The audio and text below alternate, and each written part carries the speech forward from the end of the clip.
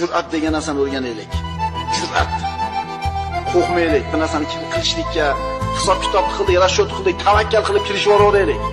7 oylab bir kes deyiladi. Bizda shu 77 marta o'lchab turib, bir marta ham kesmay olib ketgan odamlar. 7 o'lchab bir kesish kerak. O'lchashda maqsad nima edi? Kesish edi. Qarang. Kamolat hosil qilishdan chetlangan kishi odamlarning eng qo'rqog'idir. Biznes qilyapmiz, sport bilan shug'ullanyapmiz, ilmga kirishyapmiz, nimadir qilyapmiz. Shunda ikkilanish paydo bo'ladi. Bo'larmikin? Qana bo'larkin?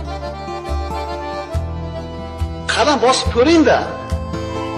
Siz sababini qilib Allohga tavakkal qilib qadam bosing-da, Alloh shunaqa iqtidoringizni ochib qo'yadi. U iqtidor qachon ochiladi, bilasizmi? Burchakka taqalganingizda. Odamlarning botiri kelajakdagi ishlardan qo'rqmaydi.